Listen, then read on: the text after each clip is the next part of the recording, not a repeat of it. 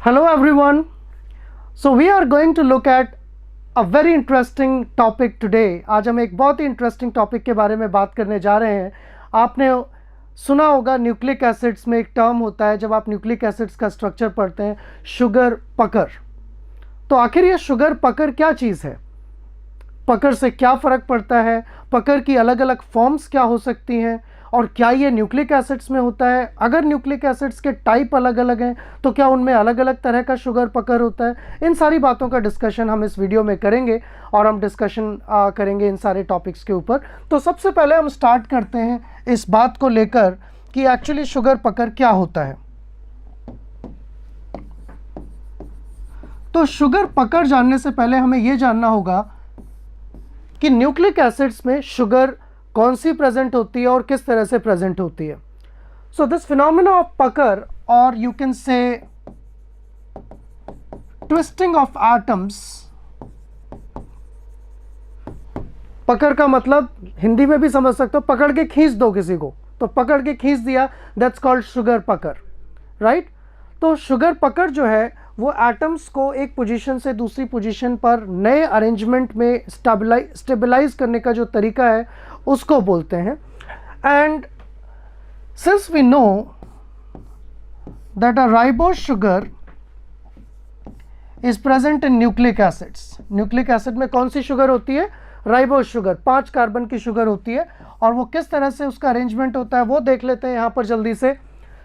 This sugar has got carbon 1, यहाँ पर carbon 2, यहाँ पर कार्बन 3, यहाँ कार्बन 4, और ये कार्बन 5 CH2OH.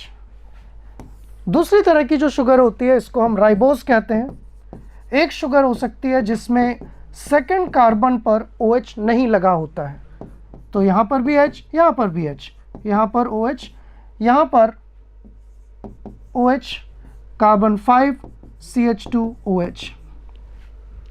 तो जब ये शुगर न्यूक्लिक एसिड्स का पार्ट होती है, जब ये न्यूक्लियोटाइड्स बनाते हैं, तो बेसिकली क्या होता है, the 5th carbon here that gets connected, यहाँ पर एक लिंकेज हो जाती है, फॉस्फोएस्टर लिंकेज, और ये फॉस्फेट से कनेक्ट हो जाता है. This gets connected with a phosphate and there can be more phosphates अगर ये फ्री न्यूक्लियोटाइड है.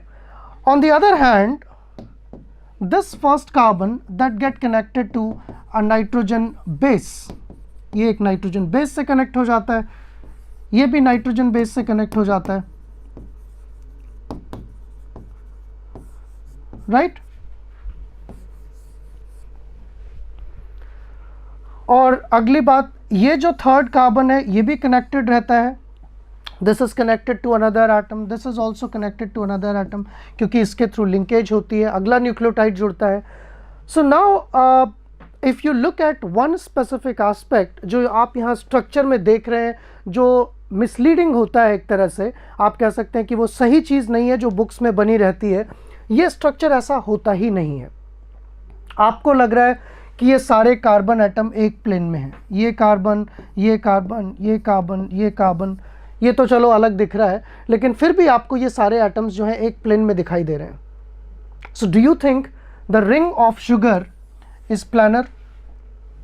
No, this ring is non-planar, and that is what brings into the picture the phenomena of pucker.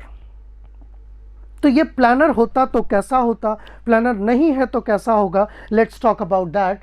So just give me a moment. I'll show you this basic structure. I think आप इस model को देख पा रहे हैं. Let me just bring a blank slide over here and let you now just look at this carefully. आप इसको carefully देखिए, ये जो मॉडल है. तो इस मॉडल में आप क्या देख रहे हैं, this is basically representing the assembly of atoms. ये एटम्स की असेंबली दिखा रहा है, जहां आप रिलेट कर सकते हैं इसको. Let me just make it like this, and if you look from your side, अगर आप अपनी तरफ से देखेंगे तो आप ऐसा सोचिए कि ये जो एटम है, this one, this one, this one, this one, ये सारे ब्लैक वाले क्या हैं, कार्बन एटम्स हैं. You can have a closer look at this. So this is, let us से, oxygen, this is carbon 1, this is carbon 2, this is carbon 3, and this is carbon 4. So I am right now holding this structure with carbon 5.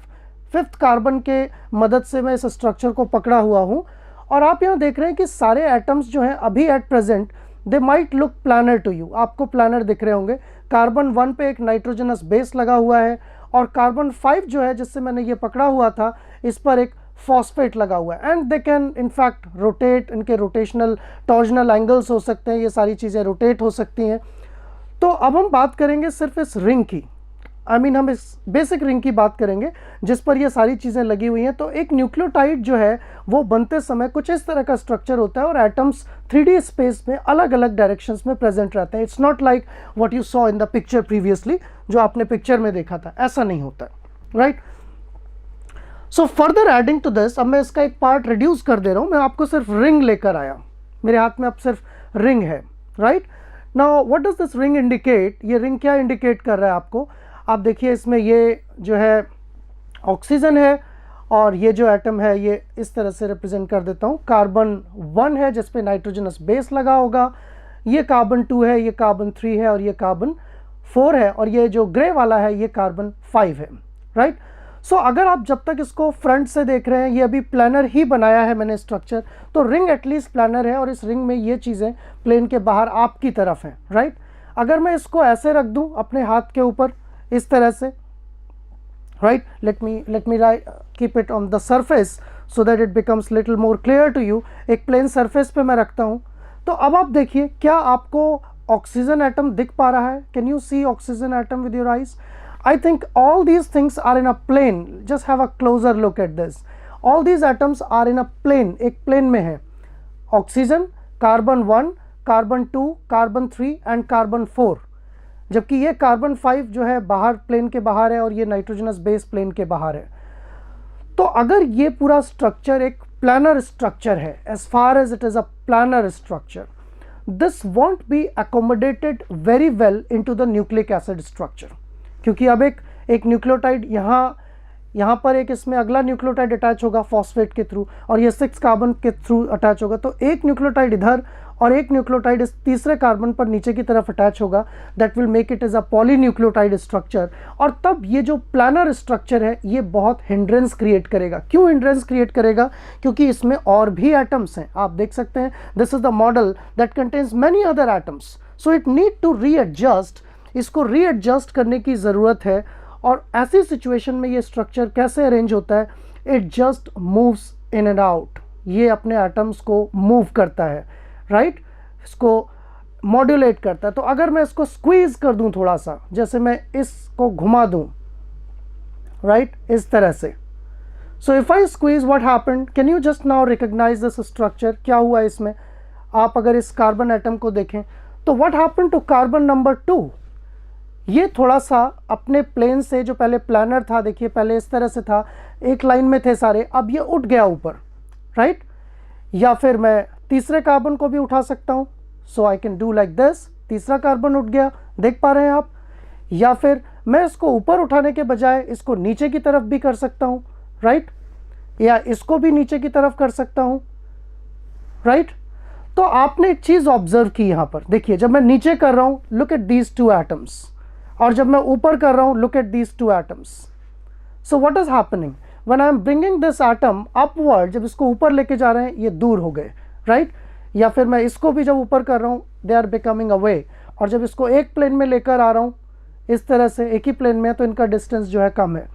So by moving these atoms, इनको move करके ऊपर या नीचे, I can make this ring non planar, इस ring को non planar बना सकते हैं हम, and we can minimize the steric hindrance, steric hindrance को कम किया जा सकता है। So this is what naturally these molecules do in nucleic acids. ये नेचुरली होता है न्यूक्लिक एसिड्स के अंदर, ये एटम्स जो हैं अपनी पोजीशन से डिस्प्लेस होते हैं, and they make this ring to be fitted more comfortably, more energetically favourably by doing this process. तो ये जो प्रोसेस था, turning this ring from planar state, जहां आप प्लानर स्टेट थी तो सारे एटम एक लाइन में थे, आप अलग अलग नहीं देख पा रहे थे, the moment when you lifted it up, जब आपने इसको ऊपर उठाया एक एटम को, दिस इज कॉल्ड एज पकर, इसको हम पकर कहते हैं, right. It can happen at this carbon, carbon 2, it can happen at carbon 3, it can happen at carbon 4, it can happen at oxygen, कहीं भी हो सकता है पकर। सो ऑक्सीजन पर भी पकड़ हो सकता है, कार्बन 1 पर पकड़ हो सकता है, कार्बन 2, कार्बन 3, कार्बन 5 सभी पर पकड़ हो सकता है। लेकिन ये पकड़ कैसे ओरिजिनेट होता है, पकड़ कितने तरह के होते हैं, इसके बारे में हम किसी और वीडियो में डिटेल डिस्कशन करेंगे। यहाँ पर मैं एक छोटा सा डिस्क्रिप्शन आपको दूंगा इस पकड़ के बारे में, और वो है ये जो पकड़ का फिनोमेना है ये एक्चुअली ओरिजिनेट होता है इन सारे एंगल्स के रोटेशन की वजह से। तो आप देख सकते हैं कि यहाँ पर कार्बन 1 था, यहाँ कार्बन 2 था, यहाँ कार्बन 3, यहाँ कार्बन 4 और यहाँ carbon 5। Okay, now you may have H or OH here, depending on whether it is ribose or deoxyribose. You will have OH here, you will have nitrogenous base connected over here, and you will have a phosphate connected over here, right? So these things, I mean, you can find that this bond, since it is a single bond, it is a rotatable bond. This is a rotatable bond, this is a rotatable bond, this is a rotatable bond, and this is a rotatable bond. तभी तो मैं इसको move कर पाया, क्योंकि ये rotatable था, तभी तो मैंने इसको घुमाया तो ये ऊपर हो गया, तभी तो मैंने इसको घुमाया तो ये ऊपर हो गया, क्योंकि ये बॉन्ड और ये बॉन्ड रोटेटेबल है, राइट? अगर ये रिजिड होते तो मैं कभी इस प्लेन को मूव ही नहीं कर सकता, जैसे पेप्टाइड का प्लेन होता है। So all these bonds are rotatable, and we can depict these things with the name of some torsions. So you can have some torsion angles depicted as tau 0, tau 1, tau 2, tau 3 and tau 4. Okay, तो यहाँ पर 5 torsion angles हैं इस ring में। अब जो broader definition है पकड़ की, जो पकड़ की ब्रॉडर डेफिनेशन है कि पकड़ कौन सा होगा, पकड़ किस टाइप का होगा। So a broader definition of pucker or nature of pucker is decided by all these 5 torsion angles. In 5 torsion angles की मदद से जो है पकड़ डिसाइड किया जाता है कितनी तरह का है। लेकिन एक बड़ी प्रॉब्लम क्या है? बड़ी प्रॉब्लम यह है कि अगर आप पकड़ को हर एक एंगल के हिसाब से डिसाइड करोगे तो अलग अलग सिचुएशंस हो सकती हैं, कई सारे कॉम्बिनेशंस हो सकते हैं, हज़ारों कॉम्बिनेशन हो सकते हैं। ये किसी एंगल पर है, ये किसी एंगल पर है, ये किसी और एंगल पर है, तो आपके कई वर्जन्स हो सकते हैं पकड़ के। Maybe I will not go in deeper details at this point of time, लेकिन एक जनरल चीज़ आपको बताऊंगा कि इनके अलग अलग एंगल्स को नोट करने के बजाय रिसर्चर्स ने क्या सजेस्ट किया कि आप इन 5 एंगल को ना बताकर एक सिंगल फार्मूला दे दीजिए, इनकी एक कंबाइंड फिगर, इनका एक कंबाइंड कोई पैरामीटर बना दीजिए जिसके बेसिस पर हम पकड़ को डिफाइन कर सकें। And what was that formula? That formula was called as pseudo rotation phase angle. उसको बोला गया सूडो रोटेशन फेज एंगल। तो ये ट्रू रोटेशन नहीं है, ये सूडो रोटेशन है। कैसे? ये आपके सामने स्ट्रक्चर है, इसमें आप जानते हैं कि अलग अलग रोटेशंस हैं। What are those rotations? You have tau naught, you have tau 1, tau 2, tau 3 and tau 4. So if you add tau 4 and tau 1, इसको और इसको ऐड कर दीजिए और इसमें से क्या घटा दीजिए? tau 3 and tau naught का सम को घटा दीजिए। Then you divide it by 2 into tau 2 into sin 36 and sin 72. So you may not have to go into deeper details like this at this point of time. हालांकि आपको इस फॉर्मूले की ज़रूरत नहीं पड़ेगी, लेकिन to be more specific, to be more realistic, I will suggest that this tan p value or pseudo rotation phase angle, when this is plotted against,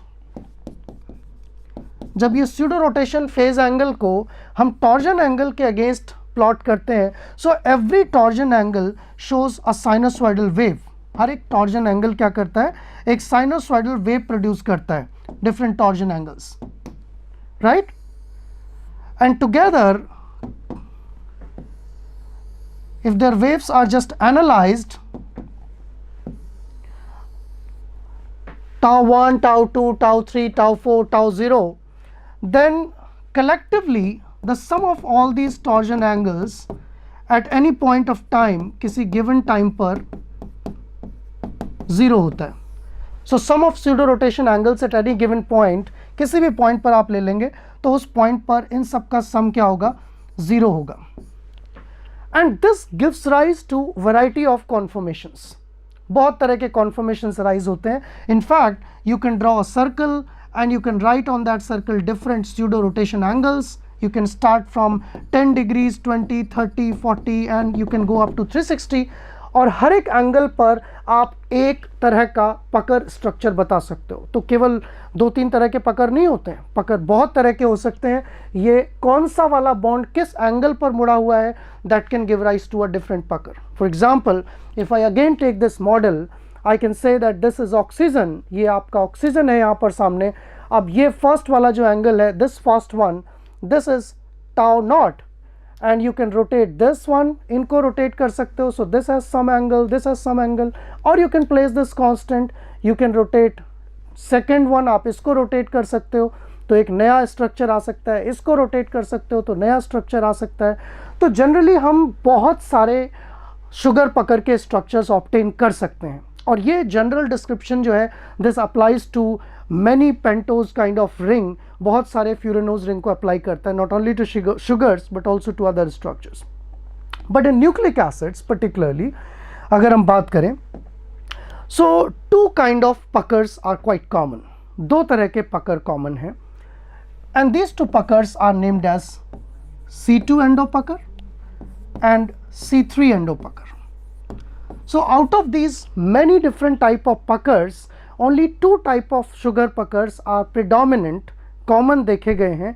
They are called as C2 endo and C3 endo. तो क्योंकि हम आज nucleic acid में पकड़ की बात कर रहे हैं, इसलिए मैं बाकी सारे पकर्स पर नहीं जाऊंगा, मैं सिर्फ C2 और C3 की बात करूंगा. So how does it make a difference. आपके सामने स्ट्रक्चर है, आपको मैंने पहले भी दिखाया. ये देखिए, यहाँ पर मैंने ऑक्सीजन को पकड़ा हुआ है. अभी ये प्लानर है, ये कार्बन 5 है, ये जो है नाइट्रोजनस बेस है. और अगर मैं इस सेकेंड कार्बन को, this is the second carbon, if I just move it upwards bye rotating these two angles, इसको और इसको मैंने रोटेट किया, इसको थोड़ा ऊपर उठा दिया, तो आप देख पा रहे हैं कि this is not in the plane now. ये प्लेन में नहीं है, ये कार्बन ऊपर हो गया. So since this has left the plane and now it is in the plane of this fifth carbon, तो इसकी तरफ जब ये बढ़ता है, फिफ्थ कार्बन की तरफ मूव किया है, that plane is called as endo plane.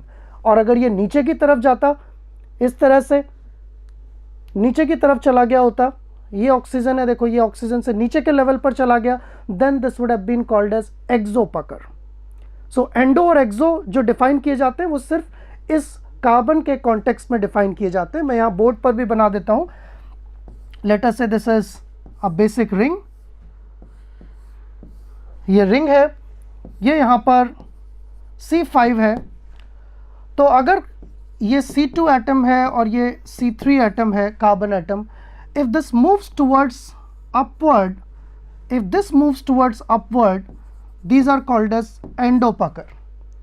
But if these things move downward, अगर ये नीचे की तरफ मूव करती हैं ये चीज़ें, C2, C3 and this is the plane of C5, so if they turn downwards, then that is called as exopucker. All right, so it is not convenient to see them on the board. हालांकि board पर भी ये चीज़ें बनाई जाती हैं, आपने देखा होगा इस तरह का structure. Suppose if I pick up upwards, second carbon को ऊपर उठा दूँ, so how will I get the structure? मेरा structure कुछ ऐसा हो जाएगा. This is C1, C2 will go here, and then you have the C3 here, C4 here, and C5 here. So this is how you can represent C2 endo pucker. इस तरह से आप C2 endo को represent कर सकते हैं. और आपको अगर C3 एंडो को रिप्रेजेंट करना है तो इसको लिफ्ट करना होगा. How the structure would look like, C1, C2 as its position, C2 वहीं है जहां होना चाहिए. C3 जो है वो अपनी पोजीशन पर अब नहीं रहा, C3 उठकर ऊपर चला गया. So this is the position of C3, and then you have C4, and then you have C5.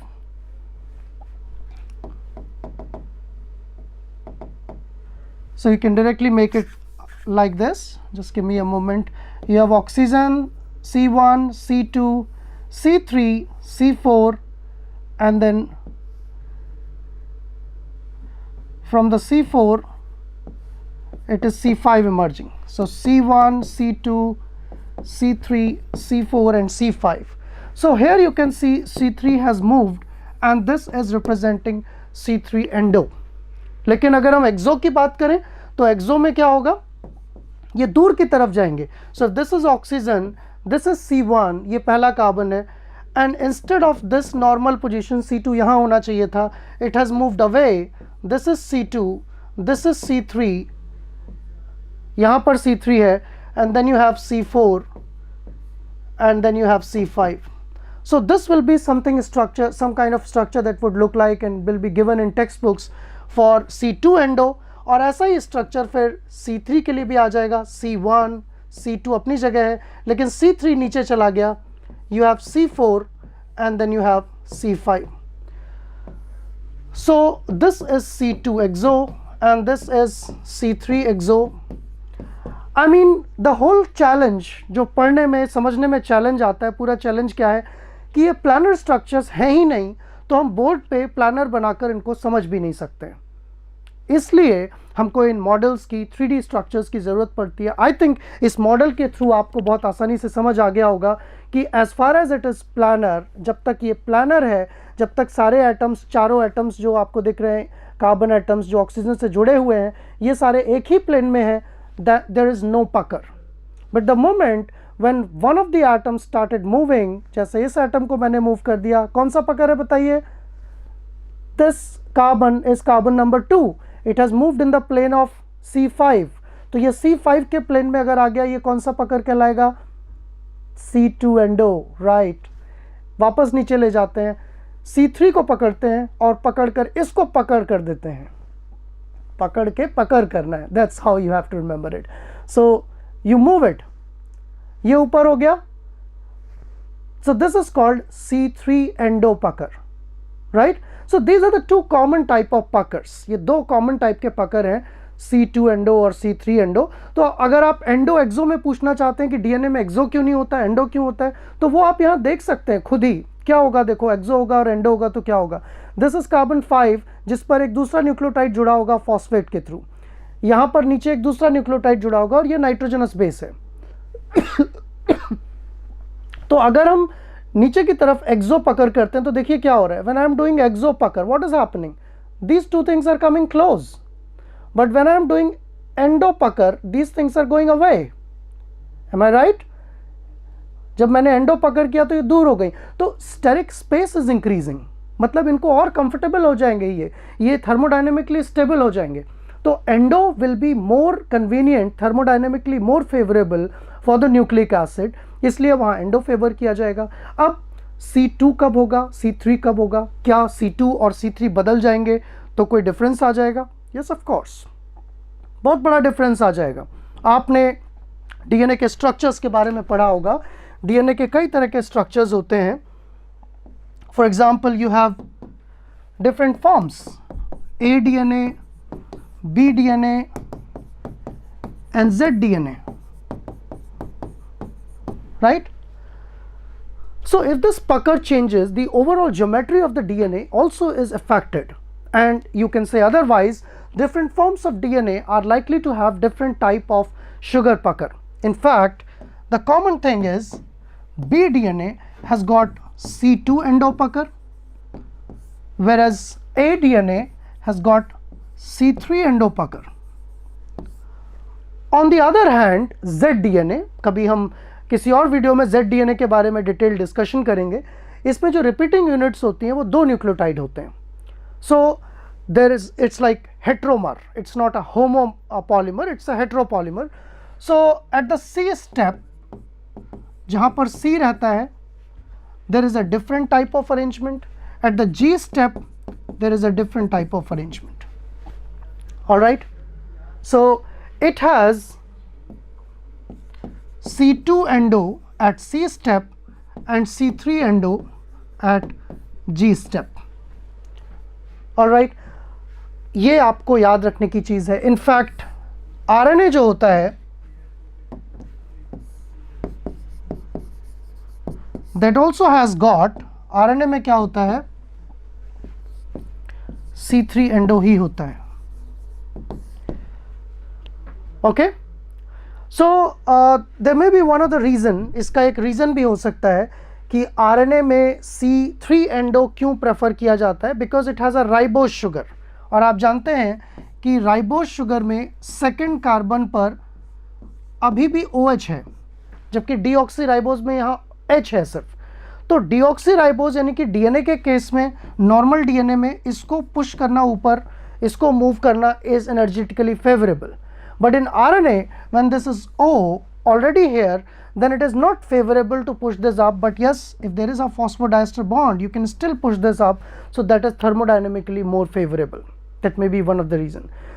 अब बात आती है एग्जाम तक कैसे याद रखोगे, क्योंकि एग्जाम में भी कभी कभी ये चीज़ें मेमोरी बेस्ड क्वेश्चन की तरह पूछ ली जाती हैं। So how do you remember that which type of DNA has got which type of sugar pucker? बहुत सिंपल है, बी डीएनए। अल्फ़ाबेट का कौन सा लेटर है? ए के बाद बी आता है, तो ए के बाद बी आता है, ये तो आप जानते हो। A first letter, B second letter, तो बी क्योंकि सेकंड लेटर है इसलिए बी डीएनए में C2 एंडो पकर होता है। ओके, जबकि आरएनए आपके पास लॉजिक है, बाकी जितने भी एग्जांपल्स हैं, बी डीएनए ए डीएनए से अलग है, उसमें C2 नहीं, उसमें C3 होता है, और आरएनए का स्ट्रक्चर कॉन्फॉर्मेशनली इसके सिमिलर है, इसलिए इसमें भी C3 होता है। जबकि Z डीएनए में दोनों तरह के शुगर पकर होते हैं, C2 एंडो भी और C3 एंडो भी। गुआनोसिन स्टेप पर C3 होता है, साइटोसिन स्टेप पर C2 एंडो होता है। इसका भी लॉजिक है, इसका भी साइंटिफिक एक्सप्लेनेशन है। Guanosine is quite big because it is purine, so it is unlikely to have C2 endo pucker which will create a hindrance, and in that case the guanosine has got C3 endo step जहाँ पर भी guanosine लगा रहता है, right? So this was all summary of pucker. I think आपको समझ आ गया। मैं एक बार आपको फिर से वो मॉडल्स दिखाता हूँ। This is a nucleotide structure and that you have here. इसमें आप देख सकते हैं कि ये राइबोस का रिंग है। राइबोस का रिंग प्लानर नहीं होता है, इधर नाइट्रोजनस बेस जुड़ा हुआ है, और ये हमने सिर्फ रिंग की बात की थी। We just talked about a ring, और इस रिंग में आपने देखा था कि कैसे पकर को रिप्रेजेंट किया जाता है। So oxygen towards me, and what I am doing is C2 endo pucker, exo pucker ये पास आ गए, एंडो पकर दूर चले गए, C2 एक्सो C2 एंडो, C2 एक्सो C2 एंडो। C3 पर जाते हैं, C3 endo C3 exo, C3 endo C3 exo. That's all my friends.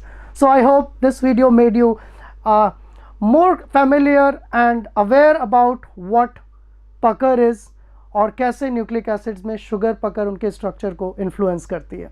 See you in another video. Thank you very much.